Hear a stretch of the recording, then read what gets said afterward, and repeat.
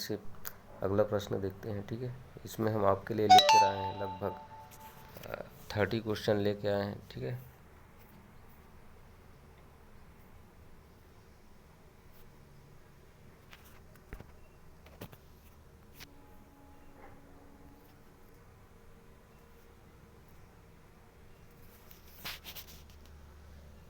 हम आपके लिए लेकर आए हैं लगभग 30 क्वेश्चन जो कि छत्तीसगढ़ इतिहास से संबंधित है।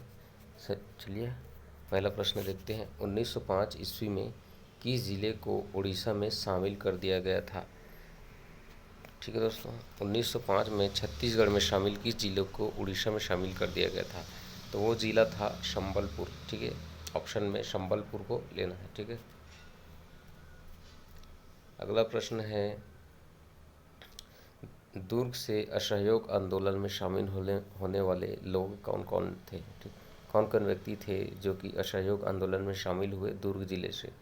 तो वो लोग थे घनश्याम सिंह गुप्त, प्यारेलाल सिंह और रत्नाकर झा। घनश्याम सिंह गुप्त, प्यारेलाल सिंह और रत्नाकर झा। ठीक है, तीनों ने दुर्ग से असहयोग आंदोलन में शामिल हुए थे। ठीक है, इसके लिए ट्रिक भी है दोस्तों। दुर्ग असहयोग आंदोलन में शामिल होने वाले लोगों के लिए यहाँ पे एक ट्रिक भी बनाया है। ट्रिक है, ऐसे वकील के घनघोर प्यार में रत्ना और दुर्गा है। ठीक है, एक ऐसा वकील है जिसके प्यार में, यानी उसके बिल्कुल प्यार में पड़ गई है, घनघोर प्यार में, और वो क्या है, मंत्र मुक्त हो गई है उसके घनघोर प्यार में।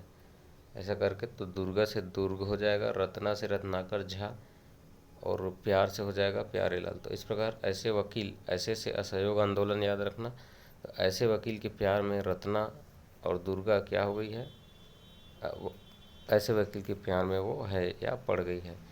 ठीक है, अगला प्रश्न, किस राजा के समय जगदलपुर की टाउन प्लानिंग के अनुसार चौराहों का शहर बनाया गया था? किस राजा के समय जगदलपुर की टाउन प्लानिंग के अनुसार चौराहों का शहर बनाया गया था? तो वो शासक था रुद्र प्रताप सिंह के समय। विश्व की प्राचीनतम नाट्यशाला का निर्माण इस राज्य के इस राजा द्वारा किया गया है? ठीक है, तो वो राजा था महेश्वर।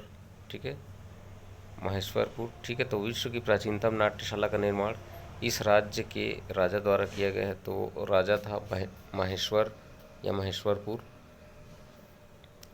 अगला प्रश्न है, रायपुर जिले से प्राप्त राजा भीमसेन के आरंग ताम्रपत्र में निम्नलिखित किन राजाओं का उल्लेख मिलता है? आरंग ताम्रपत्र में, जो कि रायपुर से मिला था, तो इसमें सभी राजाओं का उल्लेख मिलता है जो नीचे दिया गया है। शूरा, दायित्वर्मा और विभीषण, तीनों का उल्लेख मिलता है। मिलान करना है यहाँ पे, सूची अ को सूची ब से इस प्रकार मिलाना है। ठीक है, एक तरफ राजवंश है और दूसरी तरफ उसके राजा हैं। ठीक है, तो नल वंश का पिछले वीडियो में भी हम बताते हैं, भवदत्त वर्मा। ठीक है, शरवपुरी वंश का प्रश्न मात्र पता ही होगा आपको, और पांडु वंश का तीव्रदेव। वहीं सोमवंश का हो जाएगा शिवगुप्त। ठीक, इस प्रकार अगला प्रश्न में आते हैं। छत्तीसगढ़ की सर्वाधिक प्राचीन मूर्ति चतुर्भुज विष्णु प्रतिमा के रूप में ये कहाँ पर प्राप्त हुई है? छत्तीसगढ़ की सर्वाधिक प्राचीन मूर्ति है जो कि चतुर्भुज विष्णु प्रतिमा है, कहाँ पर प्राप्त हुई है? तो ये प्राप्त हुई है मल्हार बिलासपुर से। छत्तीसगढ़ का जिला जो पूर्व में नर बलि के लिए प्रचलित था, वो जिला कौन सा था? तो वो जिला कौन सा था? वो जिला था दंतेवाड़ा। राजा अपिलक किस राजवंश के शासक थे? प्राचीन छत्तीसगढ़ में राजा अपिलक किस राजवंश के शासक थे? तो मौर्य, सोम, कलचुरी, सातवाहन। तो सातवाहन के। नलवंशी शासकों का राज्य स्थित था, तो ये नलवंश जो थे ये बस्तर क्षेत्र में राज करते थे। इस राज्य के शिरपुर में किस राजवंश के शासनकाल में रानी वाष्टा ने ईंटों से एक मंदिर का निर्माण कराया था? ठीक, तो किस वंश की रानी थी वो? नलवंश, सरपुरी वंश, पांडुवंश या सोमवंश? उत्तर होगा पांडुवंश। इस क्षेत्र में 5वीं-6वीं शताब्दी में शासन करने वाला शासक प्रश्न मात्र किस वंश से संबंधित था? किस वंश से संबंधित था? सरबपुरी वंश से। कवर्धा का प्रसिद्ध राजवंश निम्नलिखित में से कौन सा था? तो कौन सा था कवर्धा में प्रसिद्ध राजवंश? फणिनाग वंश।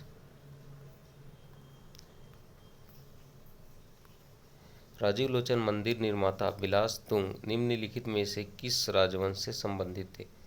तो बिलास तुंग जो है वो नल वंश से संबंधित था। सिरपुर के पांडु वंश के महाशिवगुप्त बलार्जुन का धर्म क्या था? तो महाशिवगुप्त बलार्जुन का धर्म था शैव। इसमें देखिए शिव जुड़ा हुआ इसके नाम में महाशिव, तो ये शैव धर्म का अनुयायी था। कामावती नगर आज किस नाम से जाना जाता है? तो डोंगरगढ़ के नाम से जाना जाता है। बिलासपुर के ताला गांव की काल पुरुष प्रतिमा का निर्माण किस वंश ने कराया था? बिलासपुर की ताला गांव में जो काल पुरुष की प्रतिमा है इसका निर्माण किस वंश के राजाओं ने कराया था? तो ये कराया था शरभपुरी वंश के राजाओं ने।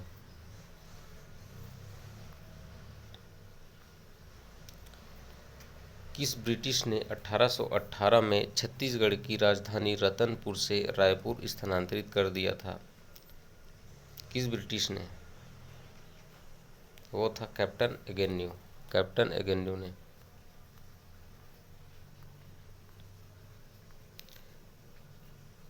अगला प्रश्न, प्राचीन काल में कौन सा राजवंश सर्वप्रथम आया था छत्तीसगढ़ में? तो वो था राजर्षि तुल्यवंश। प्राचीन काल में इस राज्य में शासन करने वाले निम्नलिखित में से किस वंश के राजाओं ने त्रिकलिंगाधिपति की उपाधि धारण की थी? सोमवंश। महाशिवगुप्त बलार्जुन का समकालीन शासक कौन था? तो इसका उत्तर आएगा हर्ष। हर्ष जो है महाशिवगुप्त का समकालीन शासक था।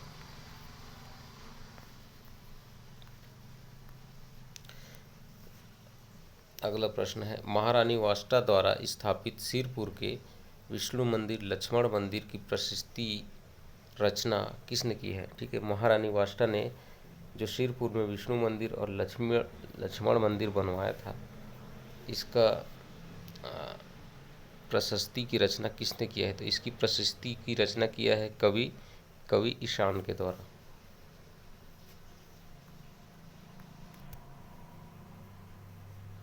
समुद्रगुप्त की प्रयाग प्रशस्ति में इस राज्य को किस नाम से संदर्भित किया गया है? आपके ऑप्शन है, देख सकते हैं ऑप्शन। तो इसे दक्षिण कौशल कहा गया है समुद्रगुप्त की प्रयाग प्रशस्ति में। प्राचीन काल में निम्नलिखित में से किस राजवंश ने इस राज्य पर शासन नहीं किया? तो इसका उत्तर होगा मौखरी राजवंश ने शासन नहीं किया, बाकी सभी ने शासन किया था उपरोक्त ने। बस्तर जिले में शासन था, किस वंश का शासन था? तो उपरोक्त में छिंदक नाग वंश का शासन बस्तर जिले में था, छिंदक नाग वंश का। प्राचीन काल में इस राज्य में नल वंश का संस्थापक कौन था? तो नल वंश का संस्थापक कौन था? तो वो था वराहराज। वराहराज ने नल वंश की स्थापना की थी।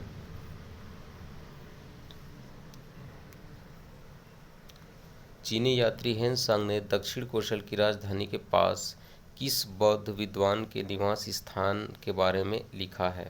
प्राचीन यात्री था हेनसांग, इसने दक्षिण कौशल की राजधानी के पास किस बौद्ध विद्वान जो था उसके निवास के बारे में लिखा है?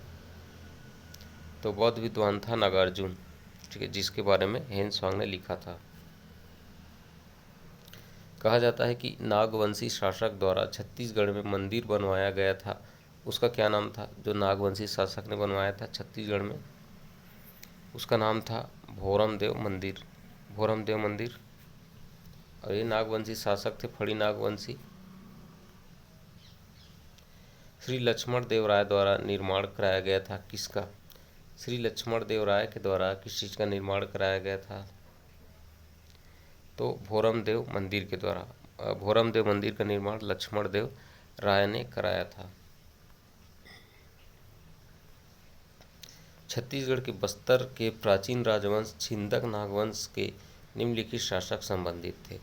छिंदक नागवंश से संबंधित शासक कौन कौन थे? सोमेश्वर देव, कन्हर देव और नरसिंह देव। तो इसका उत्तर होगा उपरोक्त तीनों। ठीक है, उपरोक्त जो तीन है सोमेश्वर देव, कन्हर देव और नरसिंह देव, तीनों के तीनों छिंदक नागवंश से संबंधित थे, जबकि जयदेव उनसे संबंधित नहीं था। यहाँ फिर से सुमेलित करना है। एक तरफ शासक है और दूसरी तरफ आपको राजवंश लेना है। राजर्षि तुल्य वंश, इसका शासक था भीमसेन प्रथम। नलवंश, नलवंश का शासक था स्कंद वर्मा। शरभपुरी वंश का शासक था ये शरभपुरी वंश का शासक जयराज। पांडुवंश का चंद्रगुप्त, पांडुवंश का चंद्रगुप्त।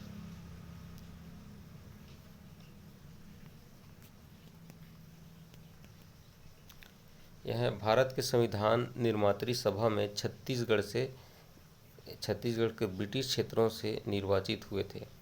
तो ऐसे कौन कौन लोग थे जो कि संविधान निर्मात्री जो सभा हुआ था उसमें जो छत्तीसगढ़ का ब्रिटिश क्षेत्र था वहाँ से निर्वाचित हुए थे? कौन कौन से लोग? तो वो थे रविशंकर शुक्ल, ठाकुर छेदीलाल और घनश्याम सिंह गुप्त। रविशंकर, ठाकुर छेदीलाल और घनश्याम सिंह गुप्त तीनों। तो इसके लिए ट्रिक है, संविधान निर्मात्री सभा में, संविधान निर्मात्री जो सभा थी उसमें क्या किया गया?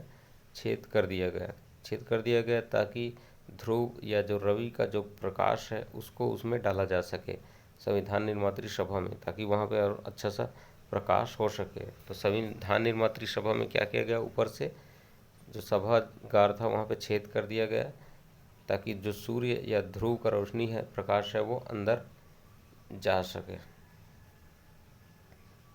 अब छेद कर से यहाँ पे आपको लेना है ठाकुर छेदीलाल।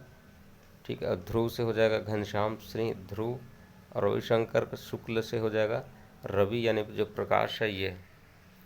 ठीक है, तो ये तीनों लोग शामिल हुए थे संविधान निर्मात्री सभा में। ठीक है।